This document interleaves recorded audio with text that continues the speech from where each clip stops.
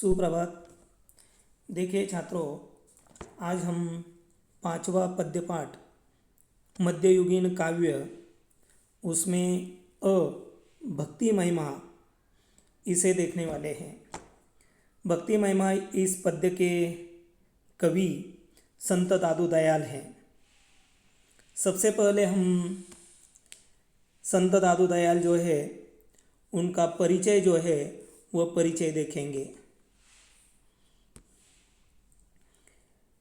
संत दादू दयाल जी का जन्म 1544 को अहमदाबाद गुजरात में हुआ था।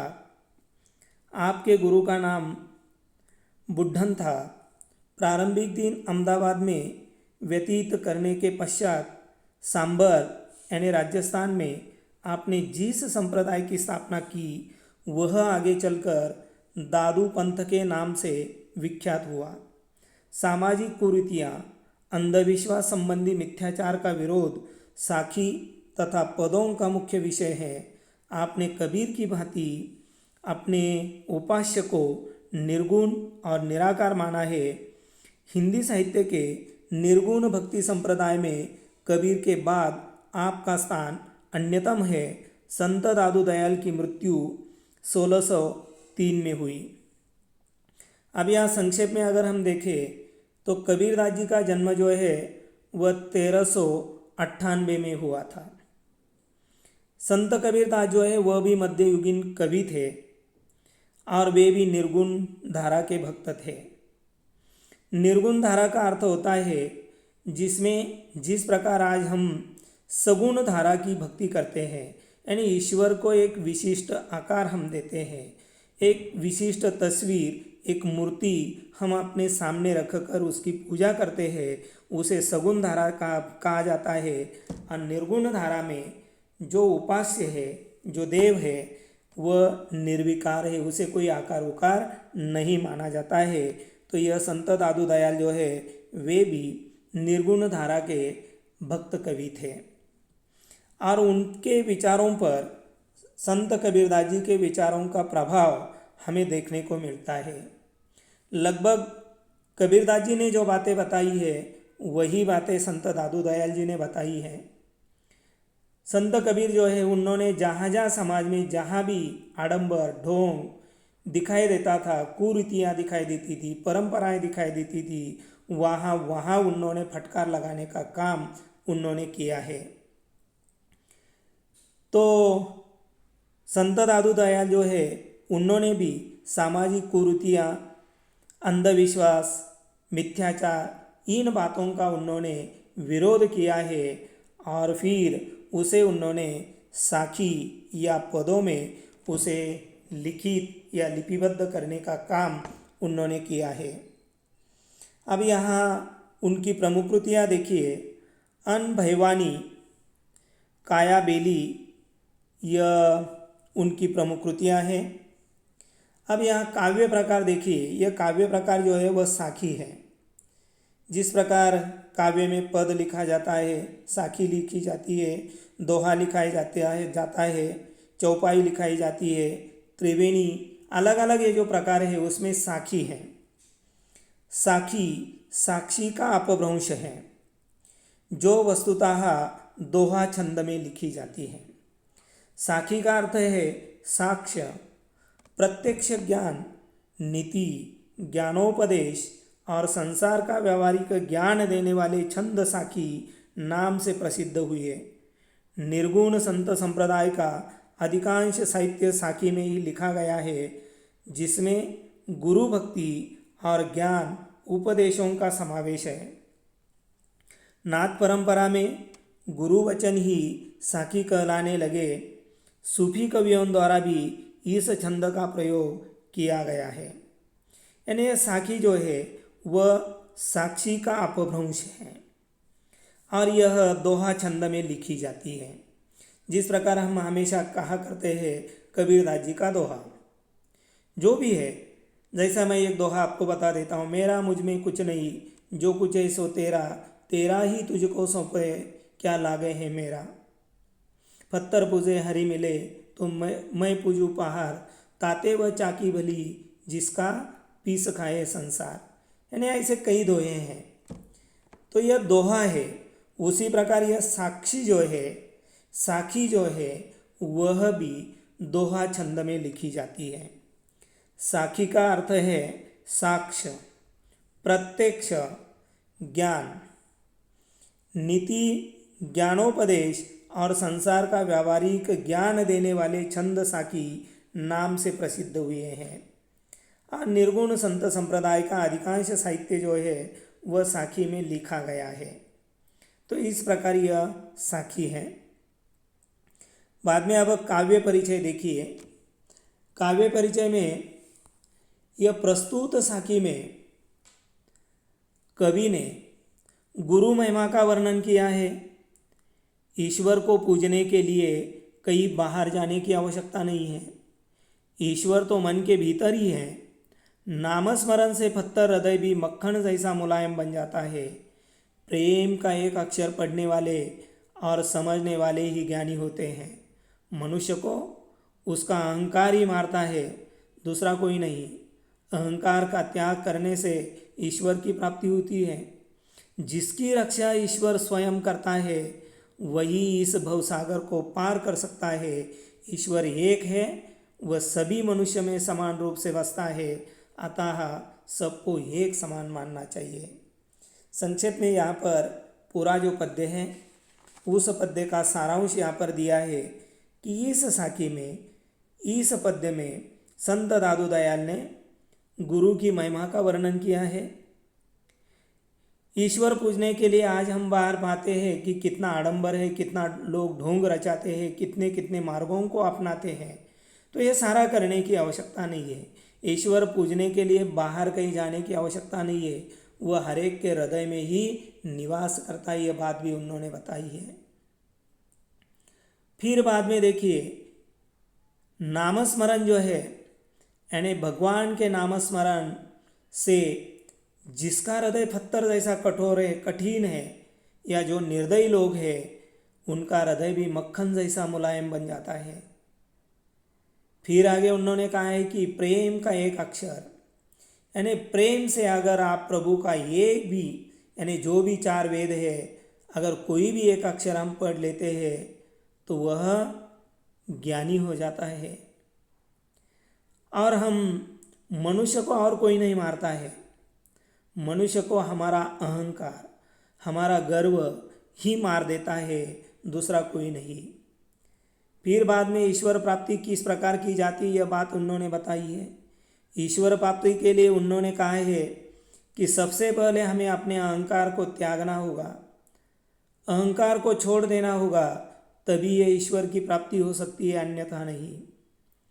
फिर बाद में उन्होंने बताया है एक साखी में कि जिसकी रक्षा ईश्वर करता है, ऐसे ही लोग यह अथांग भवसागर जो है, इस भवसागर से अपनी ये जीवन नैया जो है वह पार लगाता है। जो लोग, यानी जिसकी रक्षा भगवान नहीं करता, ऐसे लोग इस भवसागर में डूब जाते हैं। फिर आगे उन्होंने कहा है कि ईश्वर एक ही है, सभी मनुष्य में समान रूप से बसता है और इसीलिए सबको समान मानना चाहिए। इस प्रकार की बात उन्होंने बताई है।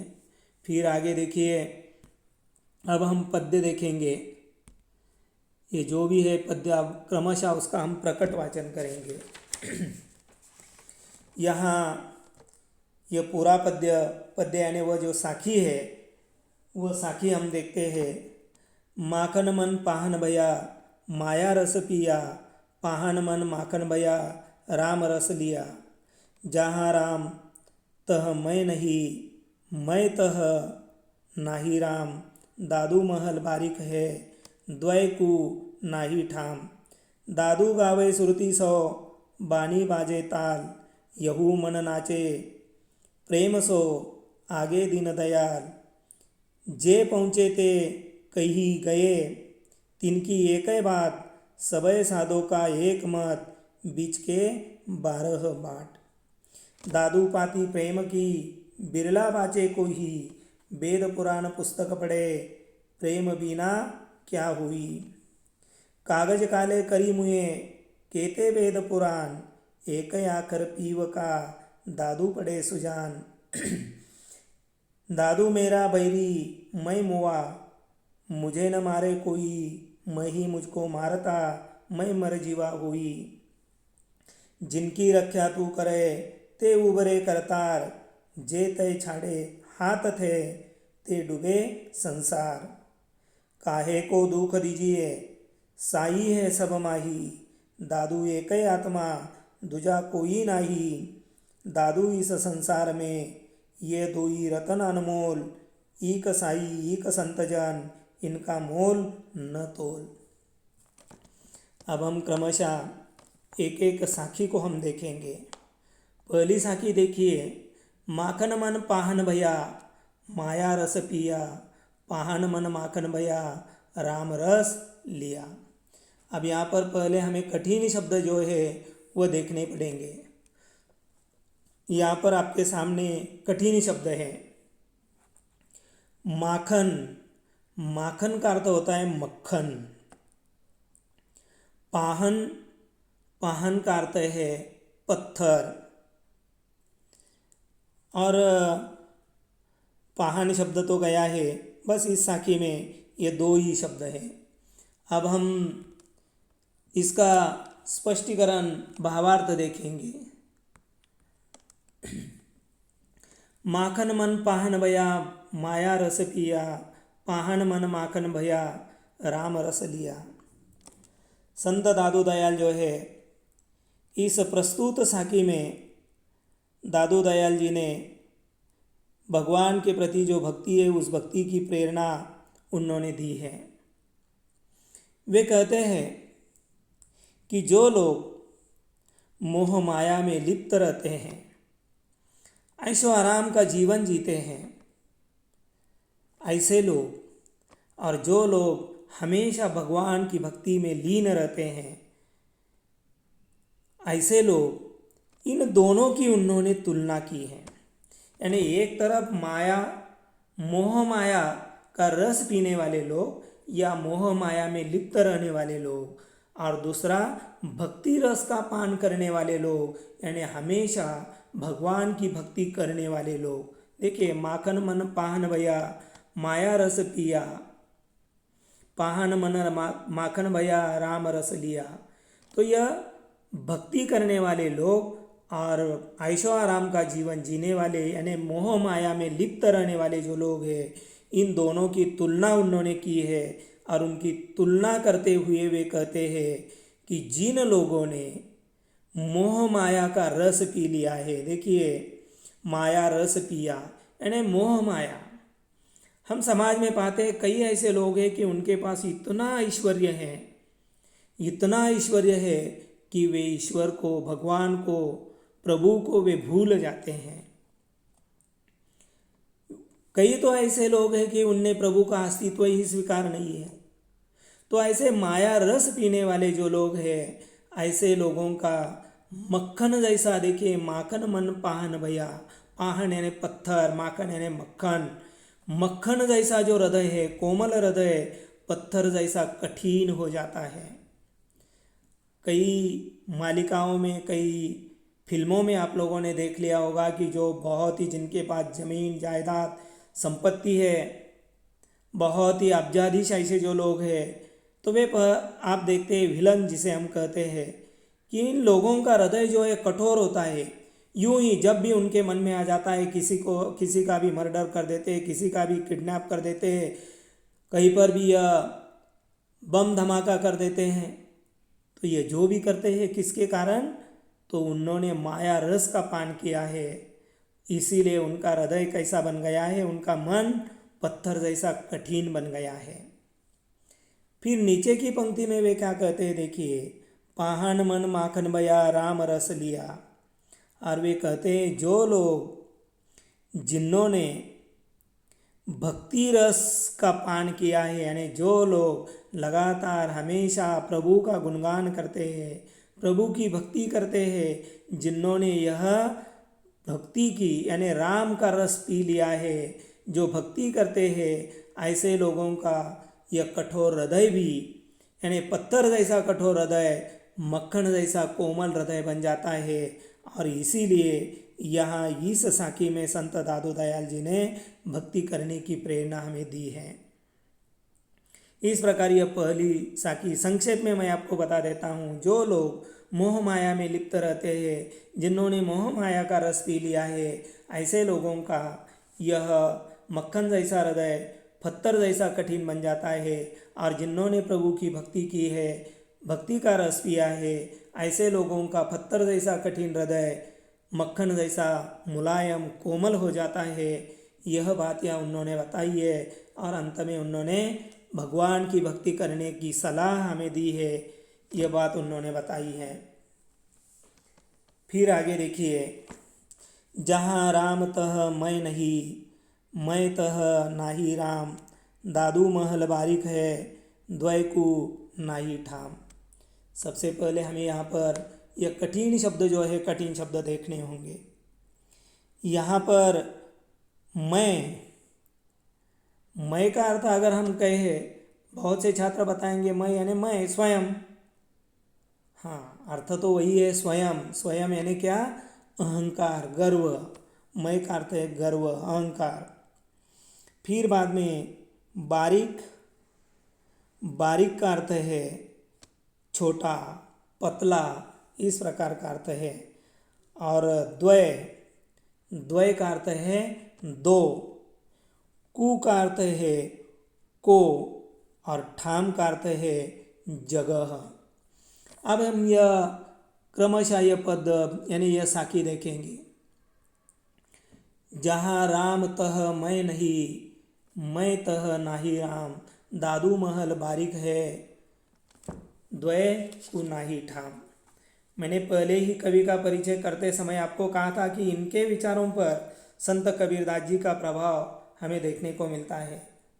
संत कबीरदास जी का भी एक दोहा है, जब मैं था हरि नाही, जब हरि था मैं नाही, प्रेम गली आती सांकरी, या में दो न समाई। और यहाँ यह जो दोहा है, यह दोहा और कबीरदास जी ने बताया हुआ दोहा, दोनों का अर्थ एक ही है, बिल्कुल एक अर्थ है। कबीरदास जी ने जो कहा था, देखिए, जब मैं था, मैं का अर्थ अभी अभी मैंने बताया, मैं यानी अहंकार, गर्व। बहुत समाज में ऐसे लोग होते हैं कि जो भगवान की दिन रात भक्ति करते हैं। कई ऐसे प्रकांड पंडित हम देखते हैं और उन्हें अपने पांडित्य पर, अपनी विद्वत्ता पर अहंकार होता है। कई ऐसे लोग होते हैं कि प्रभु की बहुत ही कठोर तपस्या करते हैं, उन्हें अपनी तपश्चर्या पर अहंकार होता है। कई लोग तो ऐसा भी कहते हैं कि भगवान को, प्रभु को मेरा सुनना ही होगा, मानना ही होगा, क्योंकि सबसे ज़्यादा प्रभु की सेवा मैं करता हूँ। ये मैं करता हूँ यानी यह उनके मन में क्या है? अहंकार है। और जब तक यानी जब मैं था हरि नाही, हरि यानी ईश्वर, जब तक आपके मन में, साधक के मन में अहंकार है, तब तक उसे भगवत प्राप्ति होने वाली नहीं है। जब हरि था मैं नाही, यानी जब भगवत प्राप्ति हो जाती है, तब हमारे मन में, साधक के मन में जरा भी अहंकार नहीं होता है। वह अपना स्वयं का अस्तित्व खो देता है। और फिर वे कहते हैं, प्रेम गली अति सांकरी, या में दो न समाई। प्रेम गली, प्रेम गली यानी ईश्वर के प्रति जो प्रेम है, ईश्वर के प्रति जो भक्ति है, वह भक्ति का मार्ग जो है वह बहुत ही संकीर्ण है, बहुत ही पतला है, बहुत ही बारीक है। उसमें ये दो एक साथ दोनों नहीं टिक सकते। यानी एक तो अहंकार टिकेगा तो प्रभु नहीं, अगर प्रभु है तो अहंकार नहीं। इस प्रकार प्रभु और अहंकार ये दोनों एक साथ नहीं टिक सकते। ये कबीरदास जी ने ये बात बताई है। अभी यहाँ पर संत दादू दयाल ने भी वही बात बताई है। संत दादू दयाल कहते हैं कि जहाँ राम तह मैं नहीं, यानी वे कहते हैं मैं तह नाही राम। दादू दयाल कहते हैं कि देखिए, जब तक साधक के हृदय में, साधक का अर्थ क्या है? भगवान की साधना करने वाला, भगवान की आराधना करने वाला, उनके हृदय में जब तक मैं है, मैं यानी अहंकार, गर्व, तह नाही राम यानी तह नहीं राम, राम यानी ईश्वर, प्रभु, भगवान, जब तक साधक के हृदय में मय है, अहंकार है, गर्व है, तब तक उसे भगवान की प्राप्ति होने वाली नहीं है, ईश्वर का साक्षात्कार होने वाला नहीं है। और जहाँ राम तह मैं नहीं, यानी जब उसे ईश्वर की प्राप्ति होगी, भगवान की प्राप्ति होगी या ईश्वर का साक्षात्कार होगा, तब साधक के हृदय में अहंकार जरा भी नहीं होगा। बिल्कुल वह अपने आप को पूरी तरह से ईश्वर को समर्पित कर देता है, अपने स्वयं का अस्तित्व वह खो देता है। मैं कौन हूँ, इस बात को वह भूल जाता है। जैसे आपने मीराबाई के बारे में आपको मालूम है, मीराबाई ऐसी लागी लगन मेरा हो गई मगन। वह राज परिवार की सदस्य थी, लेकिन वह भगवान श्री कृष्ण की भक्ति में इतनी तल्लीन हो गई थी, इतनी तल्लीन हो गई थी कि वह ये बात भूल गई थी कि वह एक नारी है, वह राज परिवार की सदस्य है। उन्होंने उसे त्याग दिया, अपने पैरों में उन्होंने घुंघरू बांध लिए थे, वन वन वह भटक रही थी, देर रात तक वह नाच गाकर भगवान का भजन कीर्तन करती थी। इतनी वह तल्लीन, यानी स्वयं का अस्तित्व उन्होंने खो दिया था। और यही बात यहाँ उन्होंने बताई है कि तब साधक यानी अपना स्वयं का अस्तित्व खो देता है, जरा भी उनके मन में मैं नहीं होता है, अहंकार नहीं होता है, तब उन्हें ईश्वर की प्राप्ति हो जाती है। फिर नीचे की पंक्ति में वे कहते हैं, दादू महल बारीक है, द्वय को नाही ठाम। यानी संत दादू दयाल, दादू यानी संत दादू दयाल, वे कहते हैं महल बारीक है। महल, महल का अर्थ है कि ये ईश्वर प्राप्ति का जो मार्ग है, भगवत प्राप्ति का जो मार्ग है, वह इतना संकीर्ण है। बारीक, बारीक यानी संकीर्ण, पतला, छोटा, इतना छोटा है, इतना छोटा है कि द्वय को नाही ठाम। द्वय यानी दो, दो यानी कौन दो? तो अभी अभी पहली पंक्ति में देख लिया है, एक तो अहंकार और दूसरा है भगवान के प्रति भक्ति। इस मार्ग पर अगर भक्ति टिकती है तो साधक के हृदय में अहंकार नहीं होता है, अगर अहंकार है तो भगवत प्राप्ति नहीं है। यानी दोनों एक साथ नहीं चल सकते, दोनों इस मार्ग पर नहीं समा सकते, इतना ये मार्ग संकीर्ण है। इस प्रकार की यानी ईश्वर प्राप्ति का मार्ग इस साखी में संत दादू दयाल जी ने बताया है। अब देखिए, फिर एक बार संक्षेप में मैं बता देता हूँ। संत दादू दयाल कहते हैं, जब तक साधक के हृदय में अहंकार है, गर्व है, तब तक उसे ईश्वर प्राप्ति नहीं होती है। और जब उसे ईश्वर प्राप्ति होती है, तब उनके हृदय में या साधक के हृदय में जरा भी अहंकार नहीं होता है। ईश्वर प्राप्ति का मार्ग इतना पतला है, इतना बारीक है कि या इतना छोटा है कि उसमें साधक के हृदय का अहंकार या भगवान के प्रति भक्ति, ये दोनों एक साथ नहीं चल सकते, नहीं टिक सकते। इस प्रकार की बात इस साखी में उन्होंने बताई है। फिर आगे की जो साखी है वह तीसरी साखी हम देखेंगे। दादू गावे सुरती सो, बानी बाजे ताल, यहू मन नाचे प्रेम सो, आगे दीन दयाल। अब हम पहले कठिन शब्द देखेंगे। दादू का अर्थ तो सबको मालूम है, दादू यानी दादू दयाल। बाद में सुरती, सुरती का अर्थ है स्मरण। ताल, ताल यानी ताल। दीन दयाल, दीन दयाल का अर्थ होता है दया करने वाला। दया करने वाला कौन होता है? परमात्मा होता है, ईश्वर होता है, भगवान होता है, प्रभु होते हैं। तो इस प्रकार यह दीन दयाल यानी परमात्मा, ईश्वर, बाकी तो कोई कठिन उसमें है नहीं। अब हम यह तीसरी जो साखी है वह साखी हम देखेंगे। दादू गावे सुरती सो, बानी बाजे ताल, यहू मन नाचे प्रेम सो, आगे दीन दयाल। इस साखी में संत दादू दयाल जो है ईश्वर भक्ति का महत्व बताते हैं, यानी ईश्वर की भक्ति का कितना महत्व होता है, यह बात उन्होंने इस साखी में बताई है। वे कहते हैं कि जो लोग ईश्वर की भक्ति में पूरी तरह से लीन है, कई ऐसे लोग हम देखते हैं कि जो ईश्वर की भक्ति में इतने तल्लीन हो जाते हैं, इतने मग्न हो जाते हैं कि वे अपने आप को खो जाते हैं। तो ऐसे ईश्वर की भक्ति में लीन जो लोग हैं या मग्न हुए जो लोग हैं वे क्या करते हैं, भगवान का स्मरण करके या अपनी स्मरण शक्ति के सहारे प्रभु की वंदना करते हैं, प्रभु की पूजा अर्चा करते हैं, प्रभु का भजन कीर्तन करते हैं। और आपको मालूम है कि कई ऐसे लोग होते हैं कि वे अपने आप को खो जाते हैं, नाच गा गा कर वे प्रभु का गुणगान गाते रहते हैं, प्रभु की वंदना करते रहते हैं। और उनकी वाणी जो है ऐसे समय ऐसी मुखरित हो जाती है, ऐसी मुखरित हो जाती है कि ऐसा लगता है जैसे कोई ताल बज रहा हो।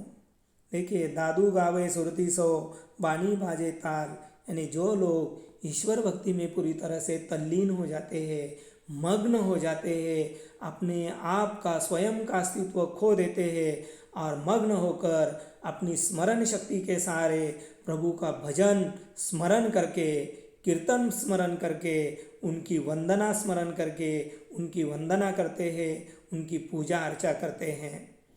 और तब उनकी वाणी ऐसी मुखरित होती है, ऐसी मुखरित होती है कि यह ताल जो है अपने आप बजने लगता है, ऐसा लगता है कि जैसे यह ताल बज रहा है। फिर आगे देखिए, यहू मन नाचे प्रेम सो आगे दीन दयाल। इसमें संत दादू दयाल कहते हैं कि उनका मन भक्ति में लीन होकर, उनका मन जो है भगवान के प्रति जो भक्ति है उस भक्ति में पूरी तरह से लीन हो जाता है। और लीन होकर उनका मन क्या है, नाच रहा है। देखिए, यहू मन नाचे प्रेम सो, और यह प्रभु का नामस्मरण करके या उनकी भक्ति में लीन होकर ऐसे साधकों का मन जो है पूरी तरह से लीन होता है और वे नाच रहे हैं। और उनके सामने यह दया करने वाला प्रभु जो है वह साक्षात प्रभु उनके सामने खड़े होते हैं।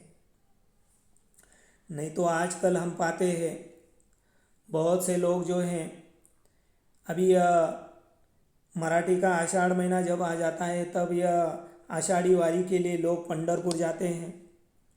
जाते समय वे भी भजन कीर्तन करते हैं, लेकिन जो उन्हें महीने के लिए जितना बैलेंस नहीं लगता उतना बैलेंस वे एक दिन में ख़त्म कर देते हैं। क्यों? घर पर लगातार 5-5 मिनट के लिए फ़ोन करते हैं। उनका मन जो है घर के प्रापंचिक मोह माया में लटका होता है। तो ऐसे लोगों को भगवत प्राप्ति होने वाली नहीं है।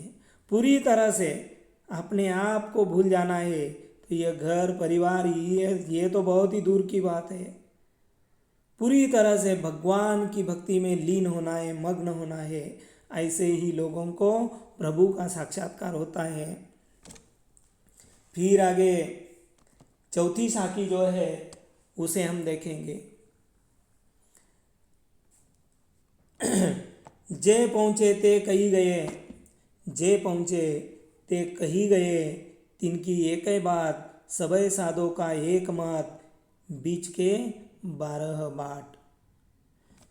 अब यह साखी जो है, इस साखी में यहाँ भी संत दादू दयाल जी ने ईश्वर भक्ति का महत्व उन्होंने बताया है। वे कहते हैं कि जो लोग भगवान की भक्ति करते हैं, मन लगाकर भक्ति करते हैं, या जिन लोगों ने यह संसार रूपी भवसागर, यह तो कई बार आपने सुना होगा, यह प्रतीकात्मक शब्द प्रयोग है। यह संसार एक प्रकार का भवसागर है, अथांग समुद्र है। और इस अथांग समुद्र से यह जीवन रूपी नैया हर एक व्यक्ति को क्या करनी पड़ती है, किनारे लगानी पड़ती है। यह समुद्र यह हमें पार करना होता है। बहुत से लोग जो है बीच में ही डूब जाते हैं।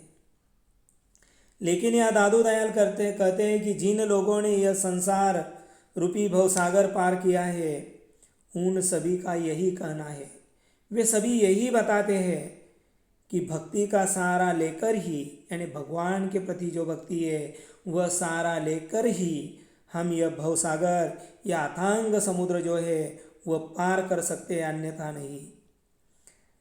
और अन्य लोग जो है वे जीवन उद्धार के लिए अन्य मार्ग बताते हैं। सब साधो एक मत, बीच के 12 बाट।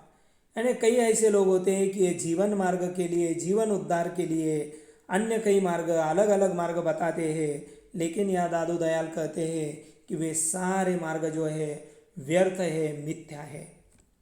फिर एक बार देखिए, जे पहुँचे ते कहीं गए। जे पहुँचे, पहुँचे यानी पहुँचना। कहाँ पहुँचना? ये जो भव सागर है, भव सागर के किनारे पर पहुँचना है।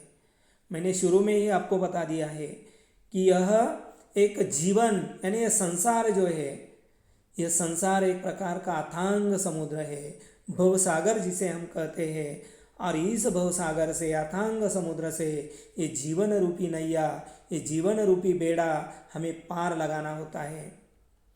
जिन लोगों ने, और ऐसे जे लोग जिन्होंने अपना बेड़ा पार लगाया है, जिन्होंने भवसागर पार किया है, ऐसे सभी लोग एक ही बात बता दे। देखिए, तिनकी एक ही बात, इन लोगों ने एक ही बात बताई है। कौन सी बात? कि जिन लोगों ने भक्ति का सहारा लिया है, जो लोग भगवान की भक्ति करते हैं, तन मन से भगवान की, प्रभु की भक्ति करते हैं। हम लोग भी भगवान की भक्ति करते हैं, लेकिन हमारी भक्ति कैसी होती है? हम भगवान की मूर्ति के सामने बैठते हैं और देखिए, मुँह से हम क्या करते हैं, जो भी नाम स्मरण करना है वो करते हैं, लेकिन हमारा मन जो है चारों दिशा भटकता रहता है। कबीरदास जी ने एक दोहा कहा है, माला तो कर में फिरे, माला तो कर में फिरे, जीभ फिरे मुख माई, मनुआ तो दस दिशी फिरे, ये सुमिरन नाई। इसका मतलब हम भगवान के सामने माला जापने का काम करते हैं, जीभ मुख के भीतर प्रभु का नाम स्मरण कर रही है, लेकिन हमारा मन भक्ति में नहीं है, नाम स्मरण में नहीं है, हमारा मन 10 दिशाओं में भटक रहा है। अगर इस प्रकार हमारा मन भटकता है तो ईश्वर की भक्ति हमें, यह जो भी हम साधना करते हैं वो कोई काम की नहीं है, ईश्वर की प्राप्ति होने वाली नहीं है। इसलिए यहाँ दादू दयाल ने कहा है कि जिन लोगों ने भगवान की भक्ति की है, तन मन से की है, ऐसे लोगों ने ही यह भवसागर पार किया है। और कई लोग जो होते हैं, उन्होंने जीवन उद्धार के लिए कई अन्य अनेक मार्ग बताए हैं, लेकिन दादू दयाल के अनुसार वह सारे के सारे मार्ग कैसे व्यर्थ है, कोई काम के नहीं है। ठीक है, ये 4 साखियाँ जो है या 4 पद, 4 दोहे जो है वह देख लिए। बाकी जो भी शेष है उसे हम अगली तासिका में देखेंगे। धन्यवाद।